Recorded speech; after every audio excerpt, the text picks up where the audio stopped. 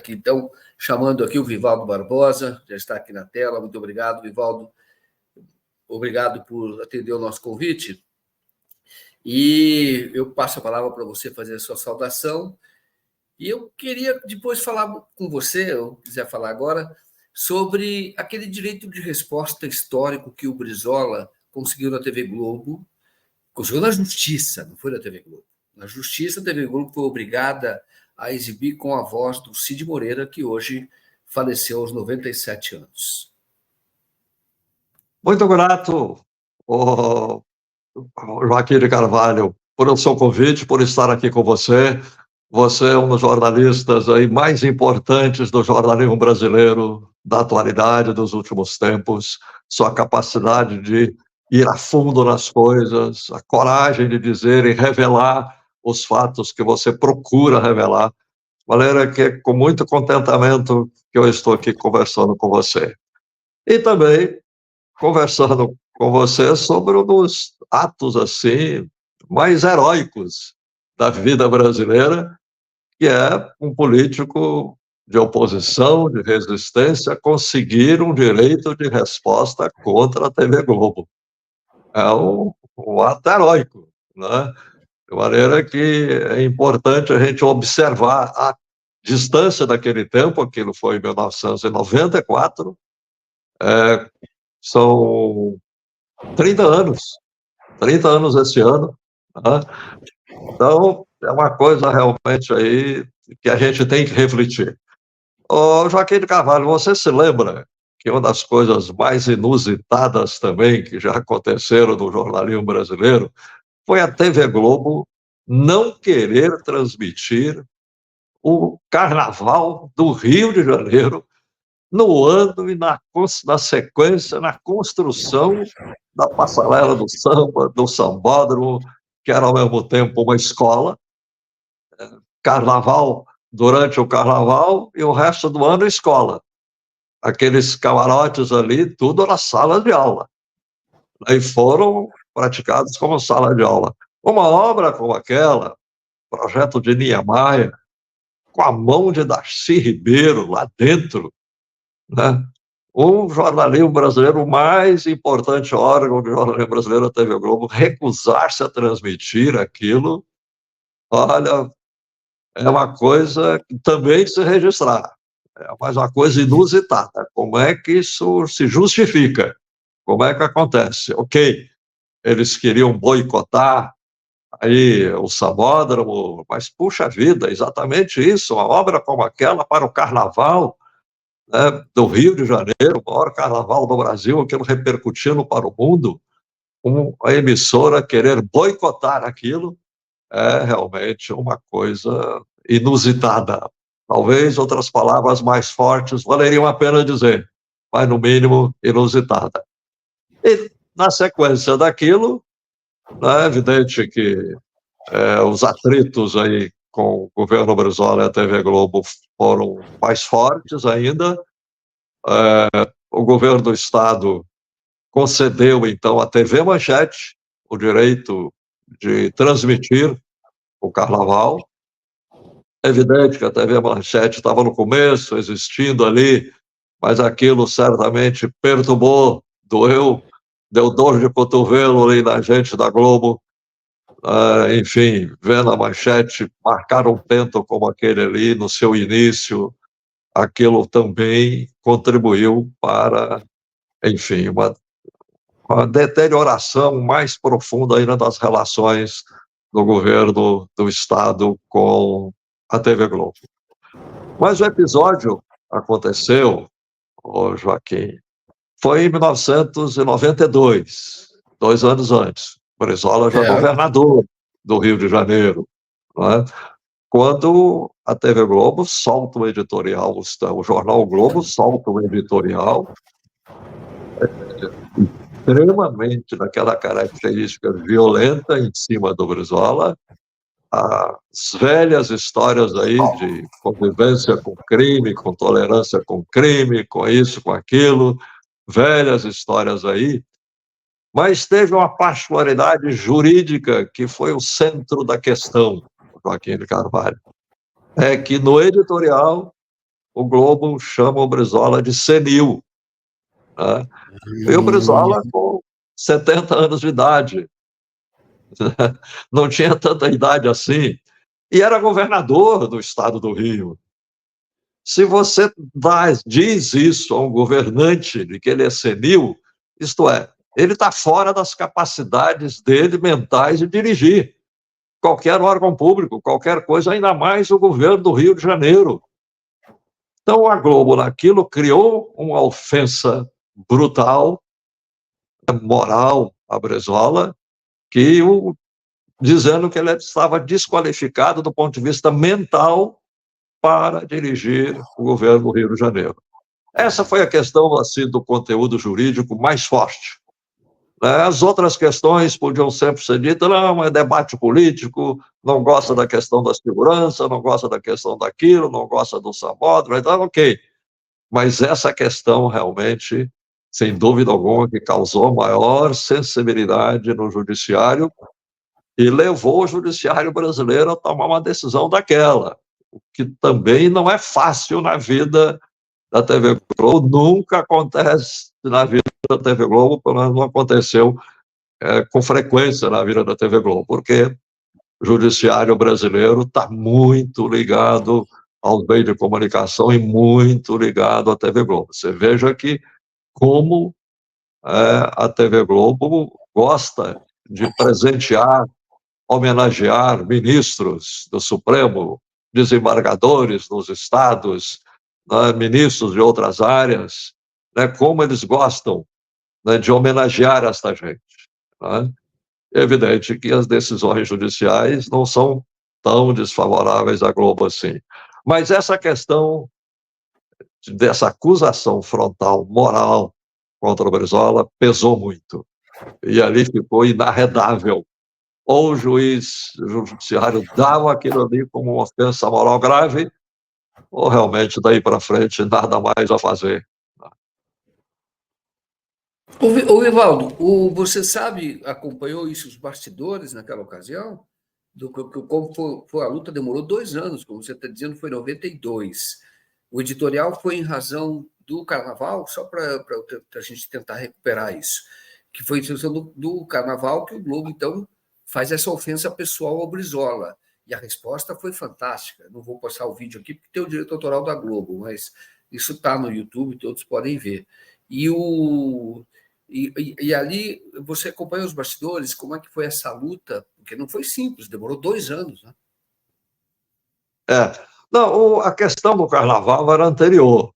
A questão do carnaval era de 83, 84. O Sambódromo foi construído em 83 e o primeiro carnaval foi em 84. Né? Então, essa questão do carnaval veio anterior, mas isso continuou.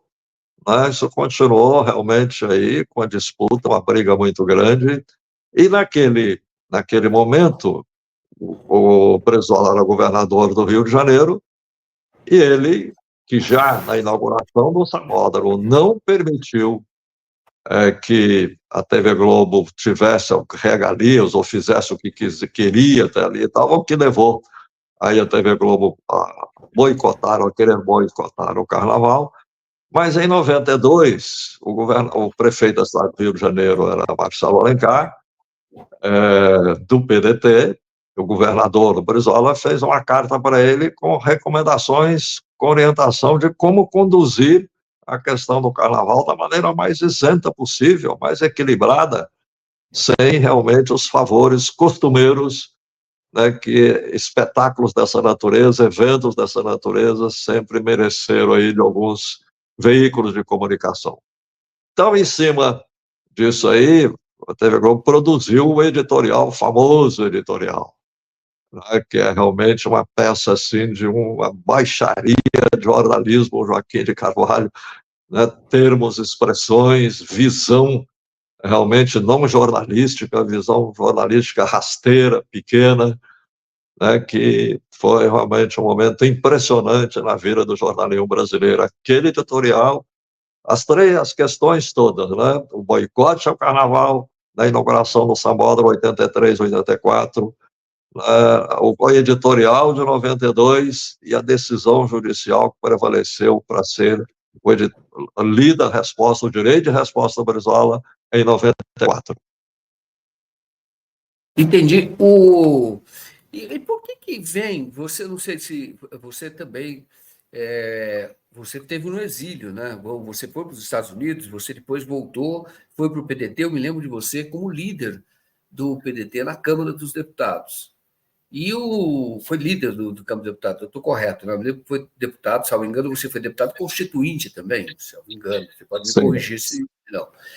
E não sei se você acompanhou a eleição de 82, quando teve o chamado escândalo do Proconsult, né, naquela ocasião.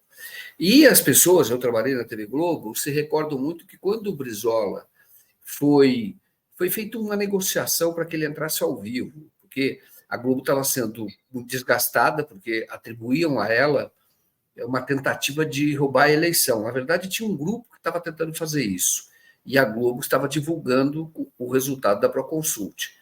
E aí estava um desgaste muito grande dentro da Globo. A Globo falou: olha, vamos tentar resolver isso, então vamos dar voz ao Brizola e dizer que ele está virtualmente eleito. Porque, embora o Proconsult começou a apurar os votos do interior primeiro, e o interior tinha o Moreira Franco, que era mais forte no interior, e deixou para o último o do Rio de Janeiro. Então parecia que o Moreira Franco estava bem na frente.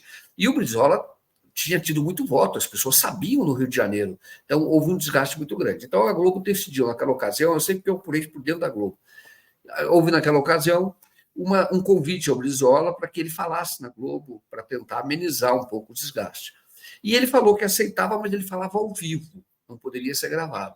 Então, ele vai até a Globo e ele fala ao vivo. Então, os colegas me contam que, na ocasião, para desgosto do Roberto Marinho, o Brizola foi aplaudido nos corredores quando ele passa por lá, os funcionários da Globo, isso é bom que se diga. As pessoas aplaudiram o Brizola naquela ocasião. Sim. Aí eu pergunto para você, por que o Roberto Marinho, por que a Globo tinha o Brizola efetivamente como um inimigo? Desde o início nunca houve nenhum tipo de aproximação. O Roberto Marinho tinha realmente o Brizola, atacava muito o Brizola. Você sabe a origem desse desentendimento? Por que a Globo tinha essa briga com o Brizola? É uma história aí. É evidente que é uma história aí de conteúdo ideológico muito forte, porque vem desde aí a questão do golpe de 64 e anteriormente. Brizola desapropriou a Companhia de Eletricidade do Rio Grande do Sul, Bonda de Cher, que é uma empresa multinacional poderosa, canadense-americana.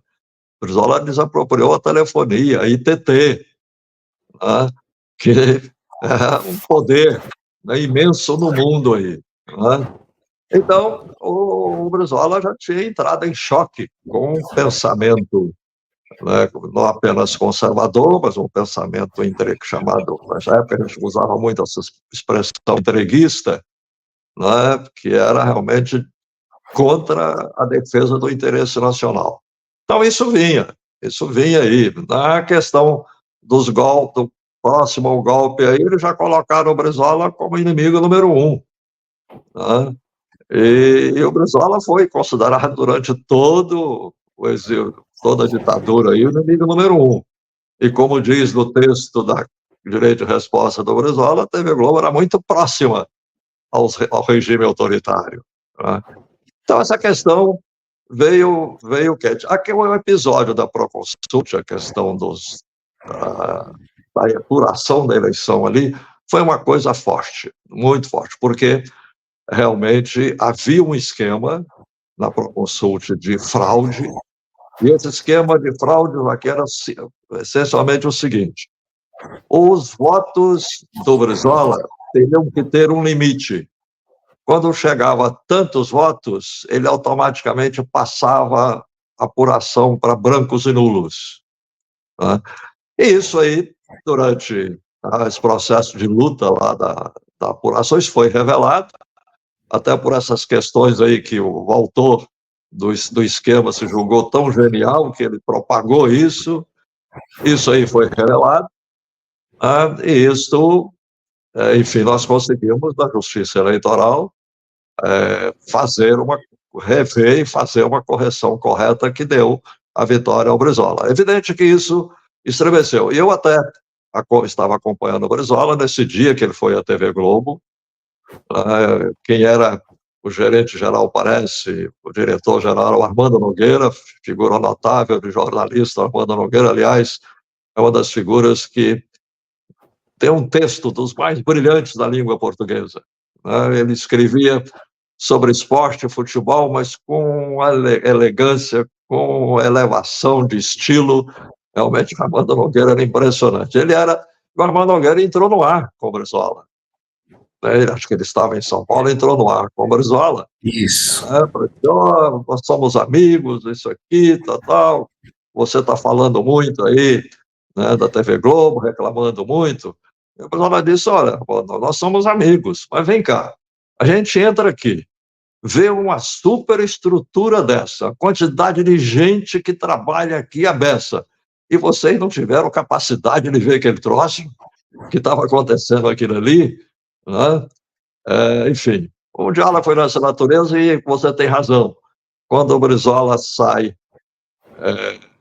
da TV Globo, inclusive acompanhado do Roberto Irineu Marinho, estava uma quantidade grande nos corredores de jornalistas funcionários da TV Globo aplaudindo o Brizola. E até o Roberto Irineu Marinho chamou a atenção realmente do Brizola, do aplauso que ele estava recebendo ali, mostrar, olha, não é a TV Globo que está contra você, né? Tem gente aí.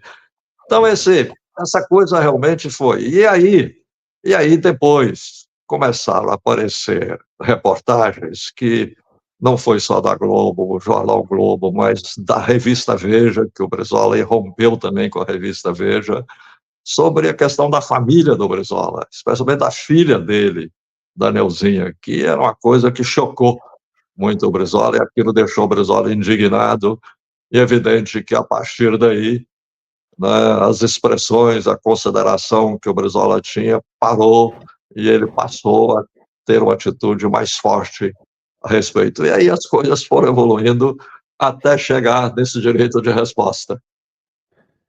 Que coisa fantástica, que luta, hein?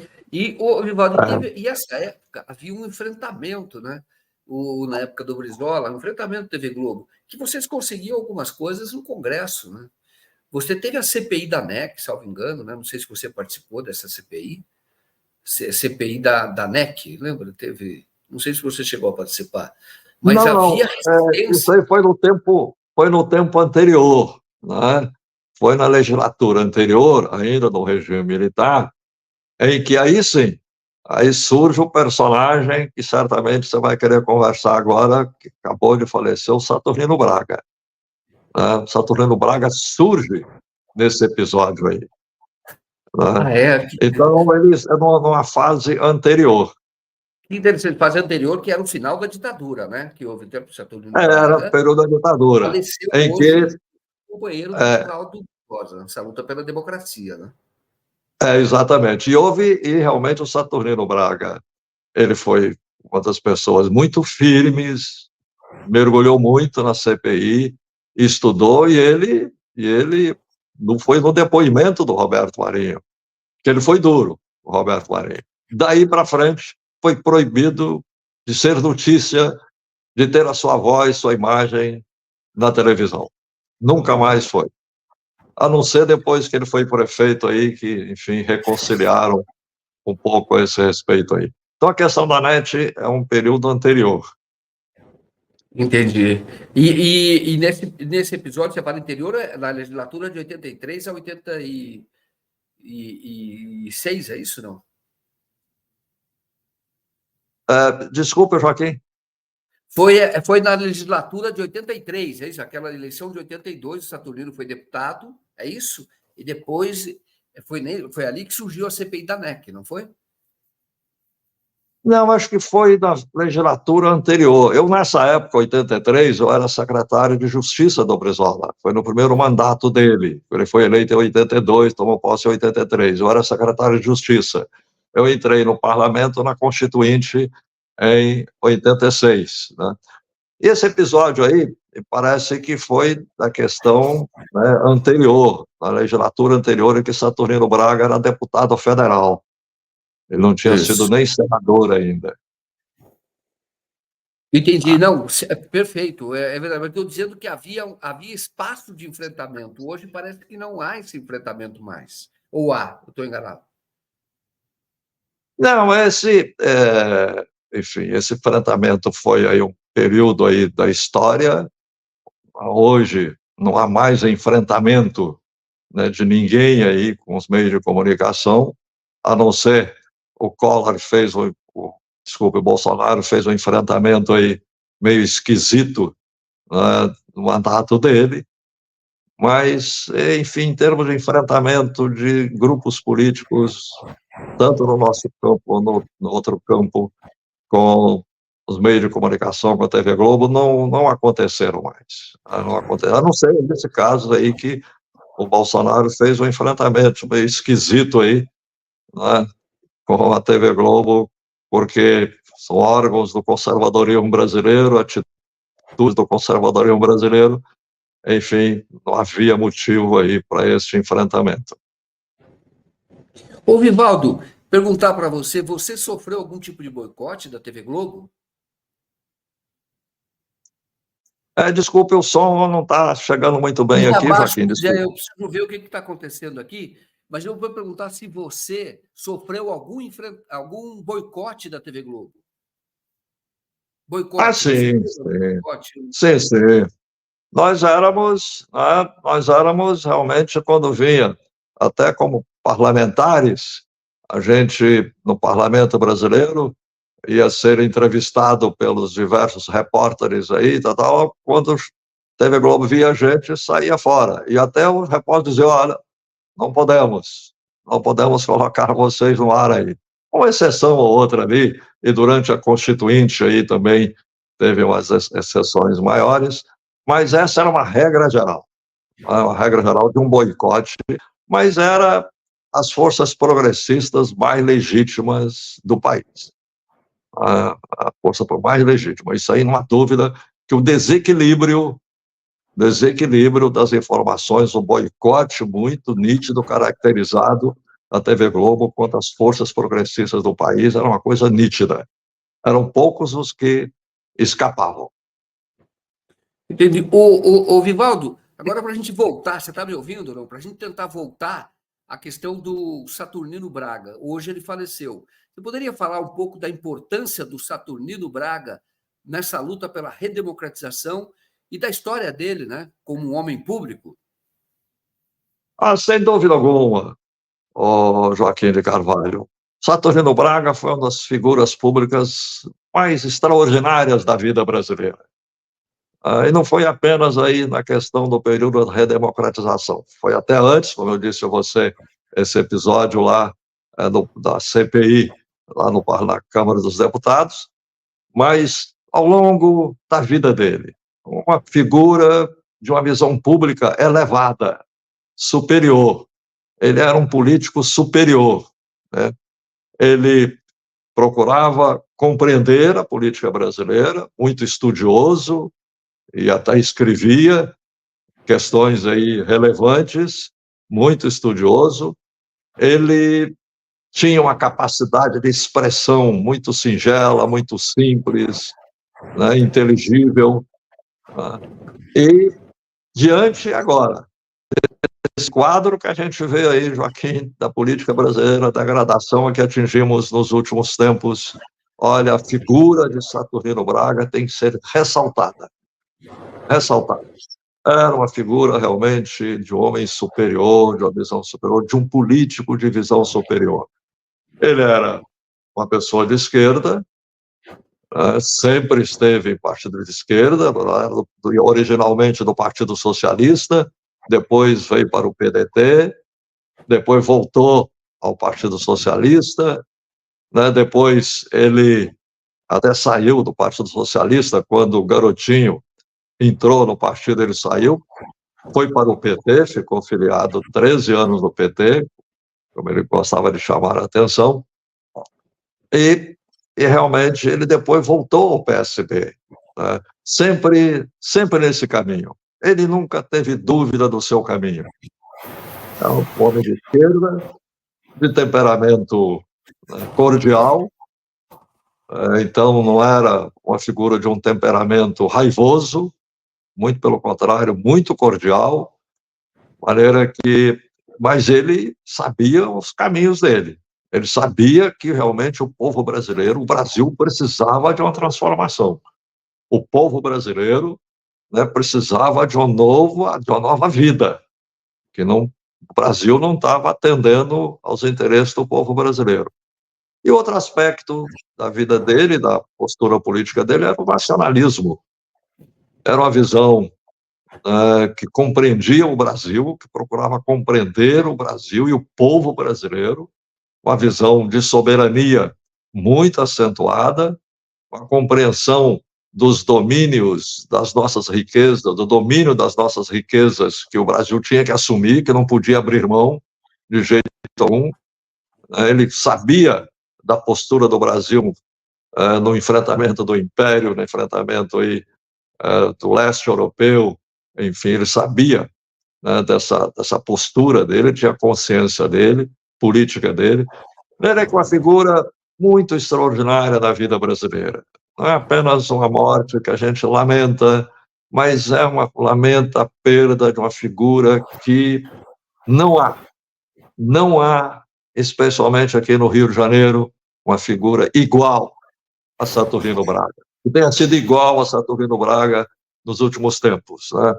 Eu até dizia que a maior e melhor figura da política do Rio de Janeiro era o Saturnino Braga nos últimos tempos, né? Desde que o Brizola se foi, ele realmente ficou como uma figura, na minha referência, nos meus contatos, na minha compreensão, a visão dos políticos brasileiros, ele era o do mais importante, de uma honradez pessoal muito grande, honradez intocável, irretocável, né?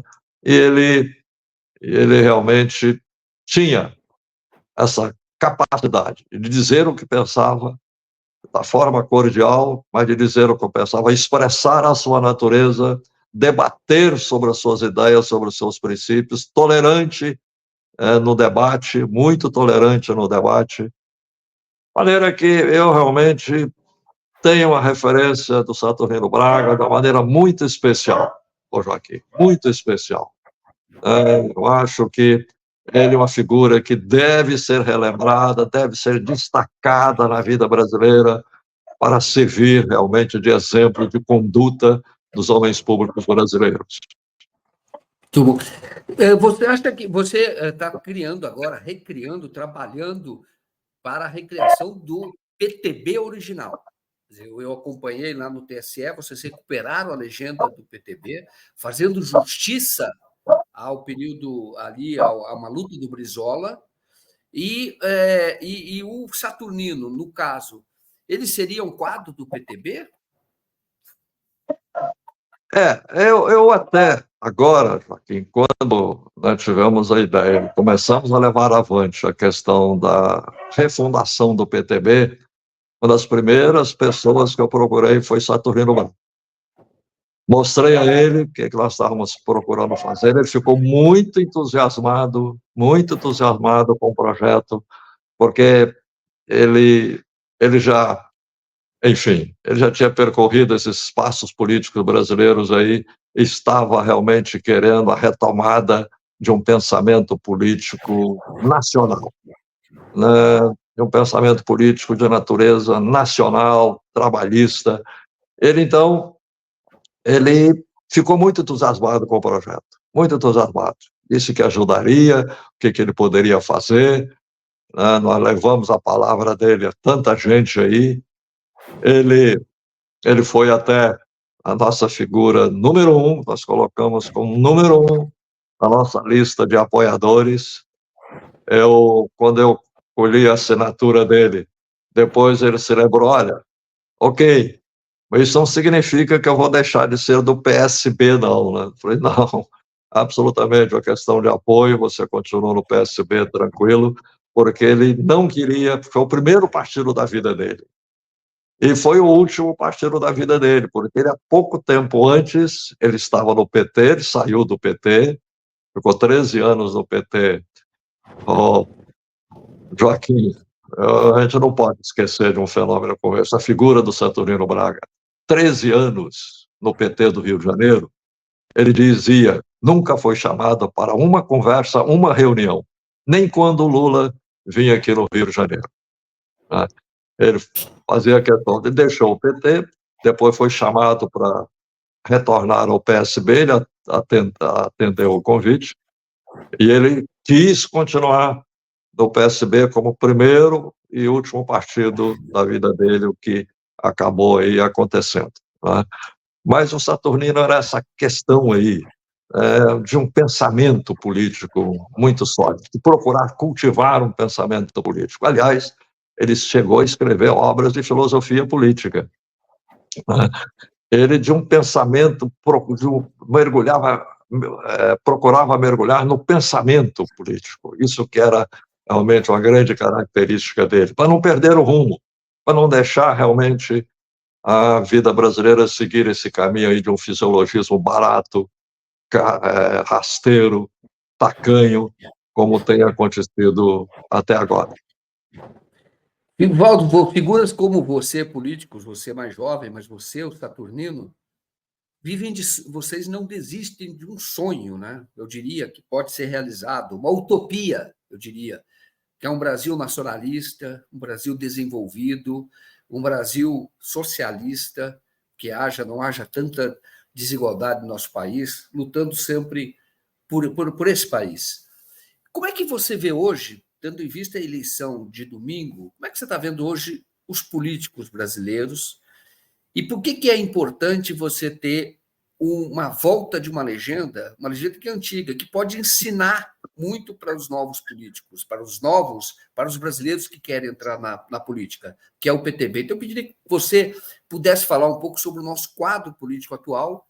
Temos figuras importantes, mas parece que há uma presença cada vez maior de pessoas que não teriam espaço numa política no passado.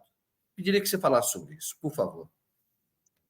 Olha, nós, quando pretendemos e estamos trabalhando para refundar o PTB, nós estamos querendo exatamente trazer o trabalhismo para o debate político brasileiro, porque o trabalhismo é um pensamento, Joaquim, autenticamente nacional, né, que se forjou aí ao longo da Revolução de 1930, né, que juntou aquela gente brasileira toda ali, que vinha desde tenentes diversos aí, progressistas, gente de esquerda, gente conservador, liberal, aquele juntou aquela gente toda e deu, né, da Revolução de 30, o produto final, o trabalhismo, que é o pensamento, né, fruto daquele movimento todo. Você vê aí a legislação trabalhista toda, previdência social, as estatais estratégicas, né, para o domínio das riquezas nacionais, a ideia de soberania e de reestruturação do Estado Nacional brasileiro, e a ideia do desenvolvimentismo, que é procurar levar ao povo brasileiro a consciência de que o povo brasileiro pode progredir, pode superar o atraso. Né?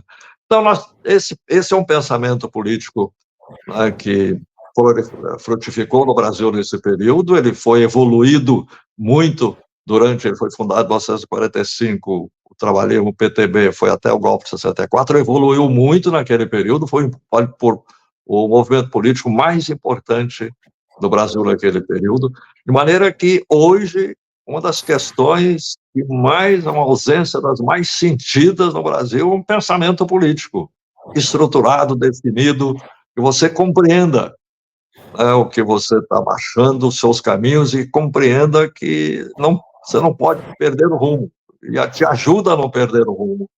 Então, em busca desse pensamento, nós estamos procurando contribuir muito para a política brasileira nesse quadro aí desastrado que estamos vivendo. Agora, Joaquim, a eleição municipal é eleição municipal, né? Não é uma eleição nacional. A não ser esse quadro de São Paulo, eu acho que dificilmente você vê um quadro político ideológico tão nítido, tão claro quanto esse quadro de São Paulo. Porque as eleições municipais são muito voltadas para as questões locais, especialmente num período aí que nós atravessamos aí de um fisiologismo muito barato, das emendas parlamentares, as emendas secretas, enfim, muito recursos jogados aí, a capacidade dos prefeitos de fazer as obras insignificantes de fachada, mas que dão aquela aparência, aquela ilusão de que é uma coisa boa, importante na vida das pessoas. Então, isso influencia muito o processo eleitoral. A gente vê especialmente aí a postura dos prefeitos aí que estão sempre na frente aí das campanhas, das pesquisas, porque eles processam isso aí, eles sabem processar isso bem, com as verbas que recebem, né, com os seus padrinhos, deputados, etc., senadores, e até gente aí dos diversos governos estaduais e o governo federal. Então, a eleição municipal é muito marcada por isso aí, muito marcada por isso. Não é uma eleição nacional, embora você também não pode desprezar isso, não possa colher certas tendências e certo conteúdo nacional nas eleições municipais. Você tem que compreender isso. Uma dúvida tem que compreender, né? Mas você veja que as eleições, aí, em termos de pesquisa, notícia das eleições municipais, elas não estão tendo um conteúdo nacional. Não é a vida brasileira que está em disputa aí, são as vidas locais, né? Ok, tem conexões, você pode trazer realmente elementos da vida brasileira, do papel do Brasil no mundo, tal. Você sempre traz isso aí a debate, muitos trazem, mas a questão da eleição municipal ela tem muito essa característica. Infelizmente, aí aflora um ambiente muito ruim da política brasileira, que esse fisiologismo desenfreado aí, que especialmente estão dentro das prefeituras, estão dentro das eleições municipais, estão definindo as eleições municipais. É uma pena que a gente não vê, né, o Brasil debater as questões da vida do povo brasileiro e o que o município até poderia influenciar na vida do povo brasileiro, a cidade poderia influenciar na vida de cada cidadão, mas esse aí é o debate político nacional estreito, tacanho que a gente assiste. Poderíamos, e a questão aí dos partidos políticos, né? Os partidos políticos sem conteúdo, sem ideologia, eles são poucos os que levam com conteúdo ao debate, muito menos ao debate municipal. A gente vê isso nas eleições nacionais, ainda mais no debate da eleição municipal, desaparece esse conteúdo político, o que é uma lástima, uma lástima muito grande, que realmente, tanto para as eleições locais quanto para as eleições nacionais, o país deveria estar se dividido em torno do seu conteúdo político, dos seus partidos, das suas ideias, dos seus compromissos, inclusive para que o eleitor compreenda onde que ele deve estar, onde ele se situa, não nas obras de fachada, não nas ilusões que realmente o povo brasileiro fica aí vítima desse processo aí eleitoral das eleições municipais. Perfeito. Ô, Vivaldo, e qual que você acha que é a perspectiva hoje para um campo progressistas, para aqueles que defendem a democracia, mesmo sendo de conteúdo local, em muitas cidades que está se tentando barrar o avanço da extrema-direita, né? Como é que você vê hoje? Você acha que sairemos desta disputa com o fortalecimento da extrema-direita, ou você acha que o campo democrático, essa frente democrática, vamos chamar assim, tem chance? Olha, vai ocupar esse lado democrático, esse campo democrático, vai ocupar um certo espaço aí, né? Tanto aí nas eleições de vereadores, prefeitos, etc., vai ocupar um certo espaço.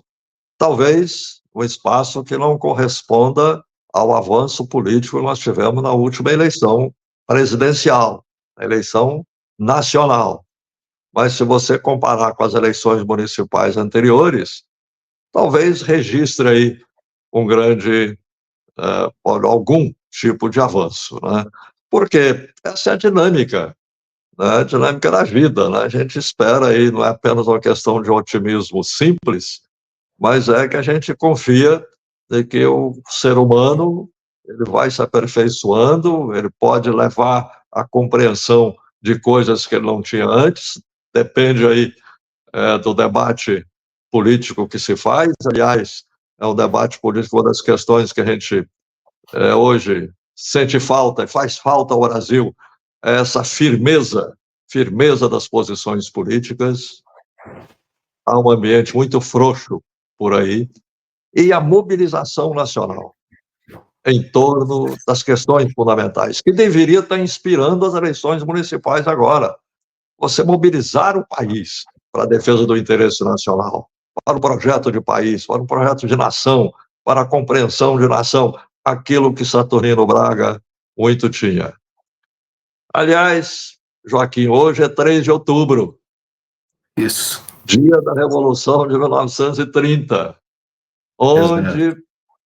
onde pela primeira vez realmente se construiu aí um pensamento, uma vontade nacional, uma mobilização nacional, né? E hoje nós estamos sentindo muita falta disso aí. Esse 3 de outubro poderia estar aí nos inspirando de uma maneira muito especial. Infelizmente não está muito lembrado, mas o 3 de outubro, a Revolução de 30, aquele pensamento que foi elevado ali, a conclusão daquilo, como dizia o Darcy Ribeiro, aos trancos e barrancos, idas e vindas, avanços e recuos, mas construiu um caminho ali que colocou o Brasil de pé, né? Com as estatais, nos setores estratégicos, no domínio do petróleo, no domínio da energia, no domínio do minério, no crédito através do BNDES, enfim, tudo ali colocou o Brasil de pé. Tudo isso é produto aí da Revolução de 30. Nós deveríamos estar agora debatendo muito isso aí. A meu ver, está faltando certa firmeza e, ao mesmo tempo, uma capacidade de transmitir ao povo brasileiro as questões fundamentais da vida do povo brasileiro, para que ele leve em consideração também na eleição municipal. De maneira que, invocando aí a Revolução de 30, eu digo a você aí que há jeito, a esperança, a possibilidade, né, do Brasil se recompor, definir-se como nação, definir-se como um projeto nacional, definir-se como um povo, acima de tudo, como povo, para o Brasil seguir o destino melhor que tem tido até aqui. Perfeito. O Getúlio Vargas, ele fala nas memórias dele, na época, já dizendo da necessidade de comemorar o 3 de outubro, que mudou a história do Brasil, efetivamente. Mudou a história do Brasil. Foi ali a luta contra a República Velha. Foi quando acabou com a República Velha, que era a república em que uma oligarquia agrária é que mandava no país. Foi o início de uma urbanização, uma modernização do Brasil, e que vai ter reflexo, como você bem lembrou, o BNDES em 52, fomentando a indústria brasileira, Petrobras, que essa direita, a mesma direita que tem hoje, só que era o avô desses aí, a Petrobras, que essa direita combatia, não queria, defendia a empresa de petróleo dos Estados Unidos, dizia que não havia necessidade. De fato, você lembra muito bem, hoje é 3 de outubro, é uma data importante da história do Brasil e as pessoas perderam, na verdade, essa dimensão, né, de como foi importante a Revolução de 30. O Getúlio Vargas, ele inclusive convidou na ocasião para fazer parte do governo, porque era uma frente democrática que tinha ali, que queria modernizar o país. Convidou, inclusive, o próprio Luiz Carlos Prestes, que na época estava se assumindo comunista, como comunista, indo para a União Soviética, e não quis participar do governo. Mas o Getúlio queria trazer todas as forças progressistas para dentro do governo dele. É fato que você está falando, é muito importante. Né? E vai resultar numa nova Constituição, inclusive, que foi a Constituição de 34. Tudo isso fruto dessa a Revolução de 30. Muito bem lembrado, viu? Uma data importante para a gente ter essa conversa. Vivaldo, eu vou aproveitar para falar com você sobre... Porque até lembrar que o Getúlio Vargas ele era da República Antiga. Ele tinha sido ministro da Fazenda do Washington Luiz. Ele era de dentro. E ele fez a reforma, fez a transformação. Mas ele era lá atrás. Ele era conservador até, inclusive. Ele era Chimango, lá no Rio Grande do Sul, que é dos lenços brancos, mas ele faz uma transformação muito grande e coloca o Brasil, isso tem que ser reconhecido sempre, no caminho da modernidade, pagou com a própria vida por defender os interesses nacionais. Muito bem lembrado. Mas eu queria falar com você, que muita gente está perguntando aqui sobre o PTB. Você já tem número? Vai ser o mesmo 14 da Ivete Vargas ou você vai ter outro número? E como é que está o andamento? Você já disse na entrevista, que aquela que eu fiz lá no TSE, que vocês não disputariam a eleição municipal agora, que o projeto é para a eleição de 2026. Mas fala, por favor, da recriação do PTB, do verdadeiro PTB.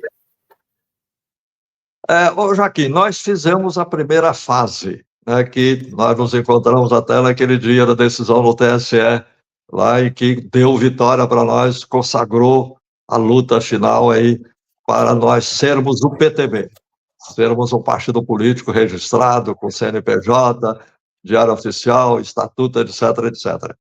Mas para sermos partido político reconhecido pelo TSE, para participar do processo eleitoral, nós temos que fazer essa coleta de assinaturas de apoio de mais de 500 mil assinaturas. Uma tarefa dura, uma tarefa difícil. Mas você sabe, Joaquim, nós estamos recebendo muitos contatos país afora. Tanto assim que nós estamos estabelecidos em todos os estados brasileiros, todos. E o seguinte, as pessoas estão nos chamando, estão nos pedindo, com quem eu procuro no meu lugar, na minha cidade, no meu estado, para ajudar nesse processo aí. Se as pessoas estivessem apenas à procura de um partido, Joaquim, tem mais de 30 aí, ele vai lá de manhã cedo e sai com a ficha de tarde. As pessoas estão nos procurando por uma tarefa difícil, dura, árdua, e até com aquele nível de incerteza, vai dar certo, que vamos conseguir fazer isso aí, mas as pessoas estão vindo, então, com uma cabeça política mais elaborada. Há algo, Joaquim, há algo que restou na nossa história, estamos conversando aí sobre o Getúlio, sobre a Revolução de 30, sobre o trabalhismo, sobre o Saturnino, enfim, falamos sobre o Brizola e tal. Há algo na vida brasileira que restou por aí. Eu até confesso a você que, às vezes eu digo aos companheiros, nós temos que compreender isso melhor ainda. Por que as pessoas nos procuram agora para ajudar a fazer o PTB? E é muita gente que procura, dificilmente passa o dia o meu telefone, alguém que, olha, consegui seu telefone, como é que eu faço, tal, dificilmente. Então, há uma procura para um caminho político brasileiro que as pessoas estão se distanciando dos caminhos até aqui. Não estão querendo apenas um partido, não. Isso para eles é fácil conseguir. Estão querendo realmente um caminho político sério e consequente, um partido que possa definir algum rumo para o Brasil, definir uma vida para o povo brasileiro. Nós estamos em busca dessas assinaturas. Como disse você, tem gente nossa aí, país afora, né, desde Roraima, do Acre, Amapá, até o Rio Grande do Sul, passando pelo Nordeste todo. Né? Agora, no fim do mês, vamos ter um encontro do Nordeste lá em Salvador, onde eu também vou participar lá do Congresso Nacional dos Aposentados, que tem uma afinidade política muito grande com a gente.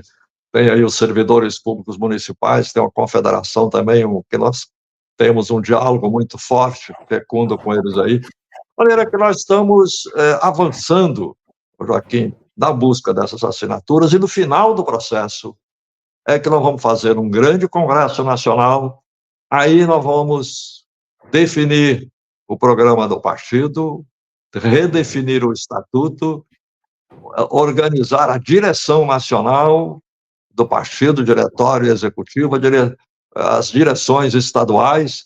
Você vê o seguinte, nós temos que montar, nesse período, vamos ter que montar aí diretórios estaduais, executivos estaduais dos 27 estados brasileiros. Vamos estar mexendo com muita gente.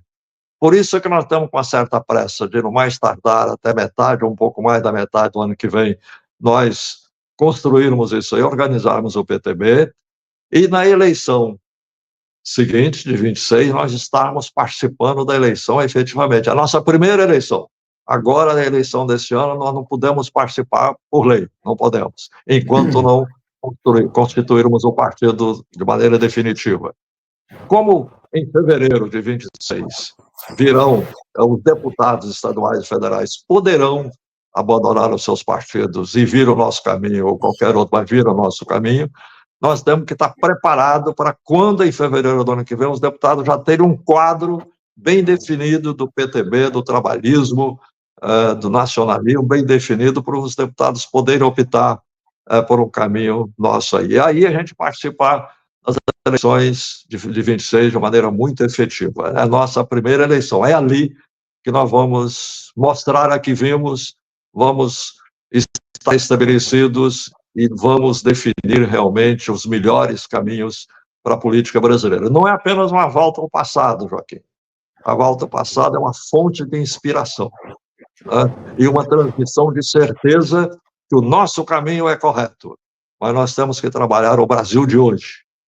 Vamos trabalhar o Brasil à luz dos ensinamentos, à luz daquilo que tudo que assimilamos, mas vamos trabalhar o Brasil de hoje, né, para envolver o povo brasileiro hoje. E uma das questões que mais importantes na vida hoje do povo brasileiro é a mobilização nacional. É o encontro de um projeto nacional, o encontro de uma vontade de nação, né, de um desejo de construir uma nação.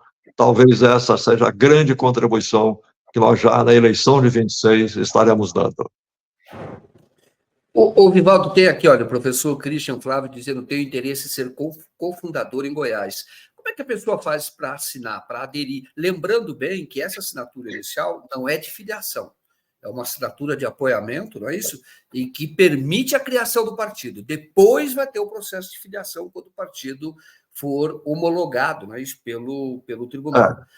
As pessoas têm que assinar agora, tem que ter um grande número de assinaturas, no número mínimo de estados, né? E como é que a pessoa faz se quiser participar? Olha, pode procurar aí no Instagram, ou aí no Trabalhismo em Movimento, ou no próprio PTB, que tem lá as indicações. Eu até me falho diante de você aqui, porque eu não sou de muita memória dessas indicações de Facebook, das diversas coisas, não tenho aqui comigo o papel, mas ele pode procurar no Instagram, no Facebook, pode procurar no WhatsApp sobre o PTB, sobre o trabalhismo em movimento. Então, as pessoas encontram. Como tem encontrado aí, muita gente tem encontrado. E assina lá, através, já faz a assinatura, ali você é direcionado para... Aí procura o contato, porque é possível assinar diretamente junto com o TSE, pelo e-título. O TSE tem esse aplicativo chamado e-título, a pessoa tem que instalar. Quem não tiver, faz o registro do e-título, e aí, através do e-título, ele faz o seu apoio. Não é filiação, como você bem disse, não é filiação, é apoio para a criação do partido. Depois de criado o partido é que virá o processo de afinação. E nesse momento, Joaquim, nós estaremos com um partido construído, dentro desse ambiente de boa vontade que eu lhe disse, de gente procurando fazer uma coisa séria e consequente, vindo para o sacrifício.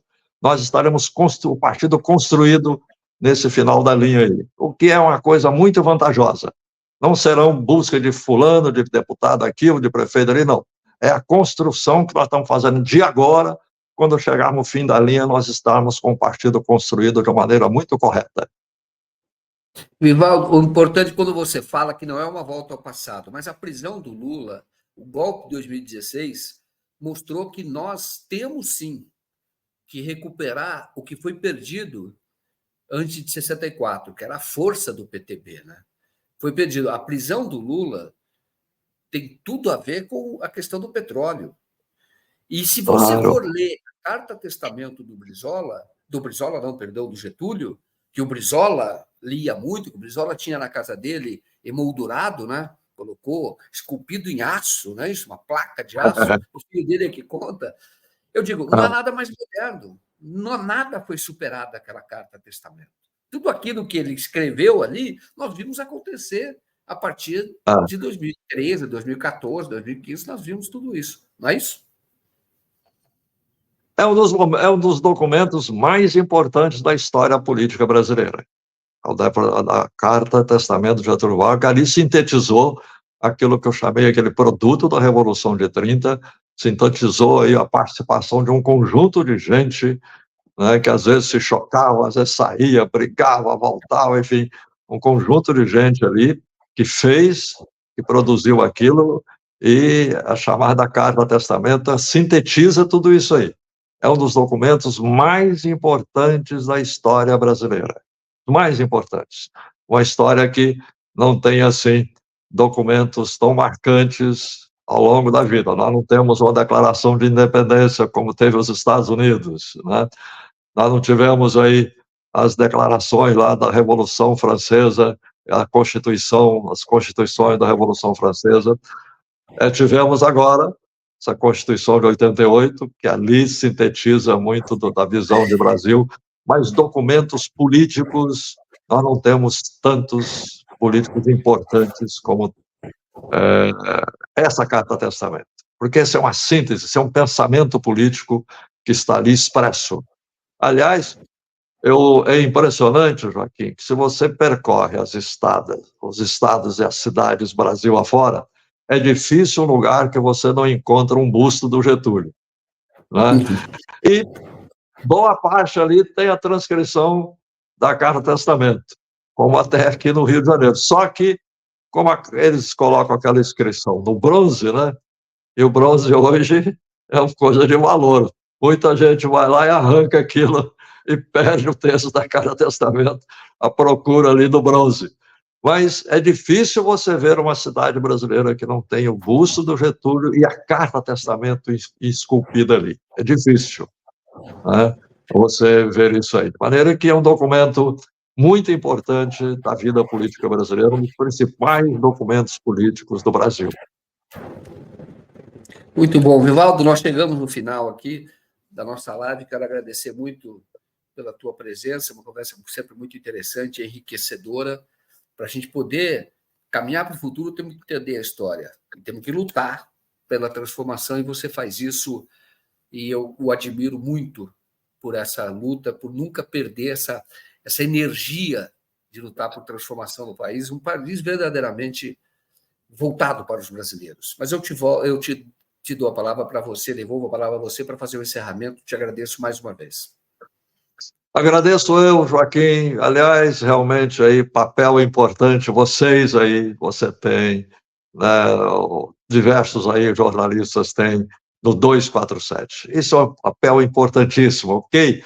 Que na esfera política nós procuramos desempenhar nosso papel, mas o papel do jornalismo, o papel da verdade, da revelação da verdade ao povo brasileiro, é uma coisa tão fundamental, né, em virtude do quadro da imprensa, da mídia brasileira, uma coisa tão fundamental que eu também registro reconhecimento, elogio a vocês, né, nossos cumprimentos ao trabalho todo de vocês, especialmente a você, Joaquim de Carvalho, que revela aí realmente um dos jornalistas mais corajosos, mais responsáveis da política brasileira atualmente. Muito obrigado mesmo. Quero desejar uma boa noite, desejar a todos boa noite.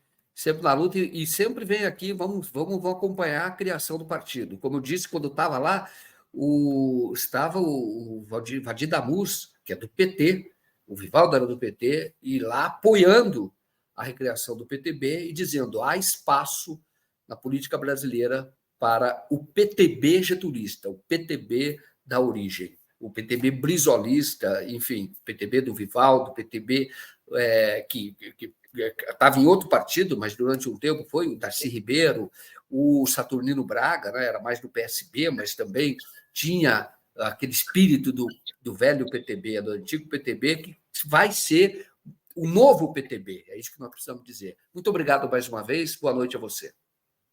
Boa noite, obrigado, Joaquim. Boa noite a todos.